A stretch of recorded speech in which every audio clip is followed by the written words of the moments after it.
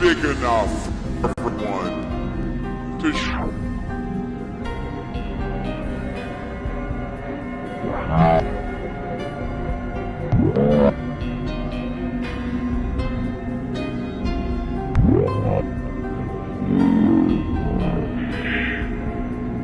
So if you believe the minimum wage should be a living wage, that no one who works full-time should have to raise their child in poverty, join us. Then I'll be back here in North Carolina to meet with more working families from now until November 8th. Ideas for our country. You know, my campaign is fighting Alzheimer's, supporting people with autism. You see, I have this old-fashioned notion, but nobody ever accuses me of quitting. And I will never give up. I'll never walk away, no matter how tough the going gets. That is who you should vote for on November 8th. That is who you should vote for on November 8th.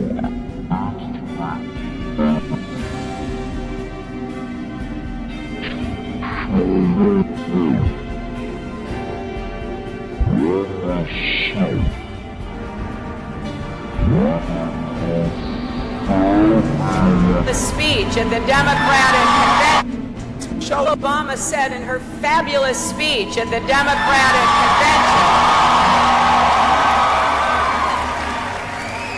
when we go to the polls this November, the real choice isn't between Democrat or Republican. It's about who will have the power to shape our children for the next 4 years of their lives. It's also about the kind of country we want to be and what kind of country we want to be and what we want to leave behind. Or pit Americans against each other and rip our country apart. Brought to you by... See my opponent.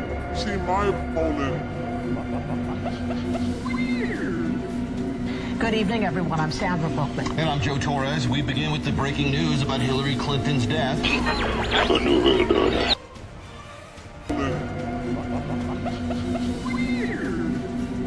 Good evening, everyone. I'm Sandra Bookman. And I'm Joe Torres. We begin with the breaking news about Hillary Clinton's death. Those are the roots of trouble. I imagine that right now you're feeling a bit like Alice, tumbling down the rabbit hole. Let me tell you why you're here.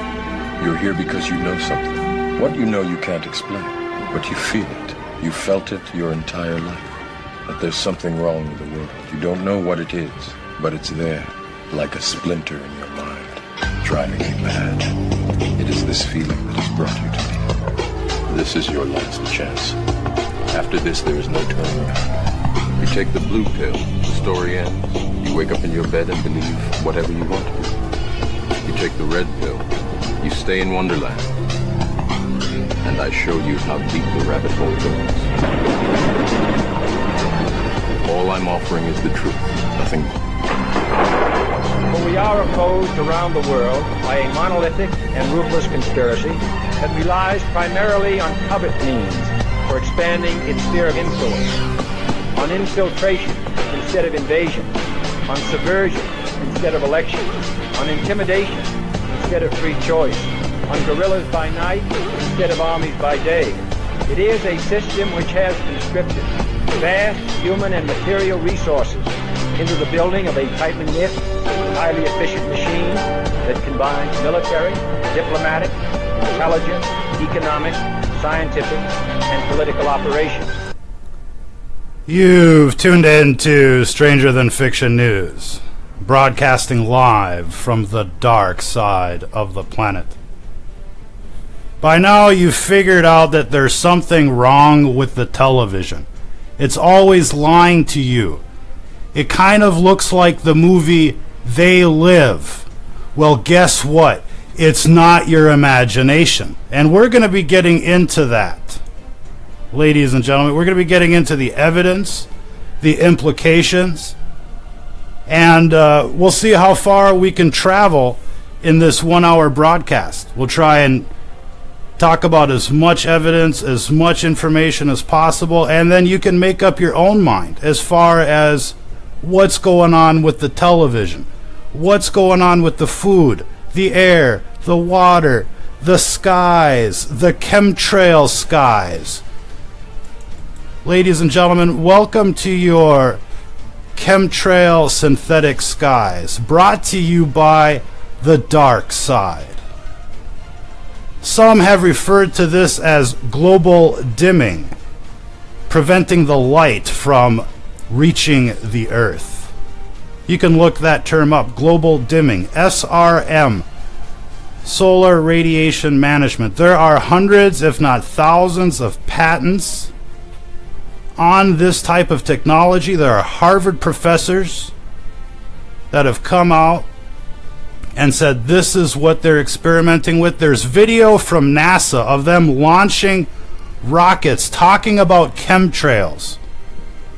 So chemtrails do exist. They are deep state programs, deep black, compartmentalized, classification Q. Ladies and gentlemen, this thing is so big. What's going on our planet is so big, it's like the chemtrails. It's everywhere. It's nefarious. And we understand how some people still want to think that these are like contrails. But that's the con. People want to think that this is water vapor, like on a cold day when you can see your breath. And then it expands into a cloud and follows you around the corner and lingers all day. It's like that kind of water vapor. That kind of con, if you know what I mean. And I'm not saying that people don't have legitimate arguments when they're calling these contrails, but that's a con. What's going on here is solar radiation management because of the extermination program, the Venus effect that's happening on our planet. Now, we're not going to get into all of the dynamics of the terraforming right away, but we should. We should talk about the changes in the chemical concentrations of methane and other hardcore contaminants that are in the atmosphere. It truly is like terraforming out there. You know, we used to go to Montana. We go out to Glacier National Park, and it's awesome out there. And I was asking, like, the tour guide, why do they call it glacier? And they're like, well, there used to be glaciers here. There used to be glaciers, like, everywhere. But they're gone. They're gone. And we're not talking about the Ice Age. We're talking about, like, early 1900s. There's tons of glaciers in Glacier National Park. I know it's controversial. But the fact remains that what's going on this planet is methane. And there's white papers out there that talk about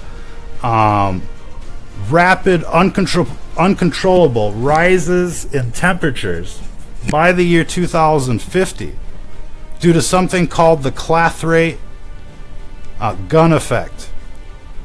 It's like methane in the form of dry ice that's in the oceans and in the permafrost. And as things warm up, it releases more methane, increases more temperatures, increases the temperatures more, and it's like, it's a self-feeding cycle. The clathrate gun effect, methane clathrates. There are white papers for the year 2050 that are saying the temperatures are going to be out of control to the level that it will cause mass extermination.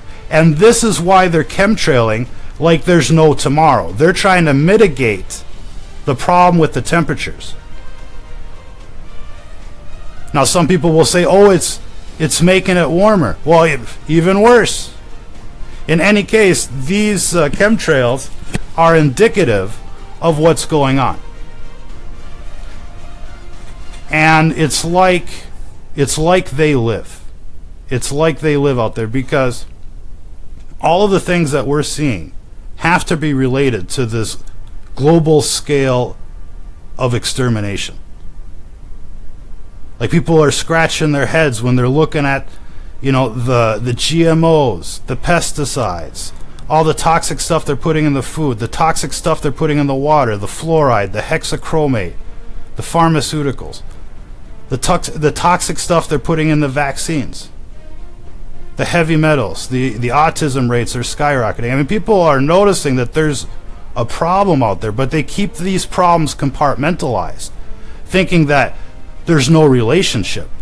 Oh, but there is a relationship, and that relationship is right there on the Georgia Guidstones. Now the question is, who really put it there? Who really put the Georgia Guidstones there? What's going on?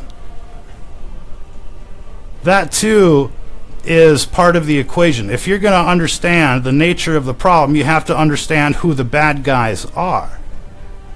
Now this is a long story, but we've got at least 45 more minutes to talk about it.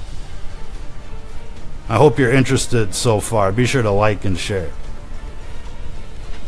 But in any case, who are the people that are responsible for all of these eugenics programs? What is the story? What's going on? Now, we have a few hints out there.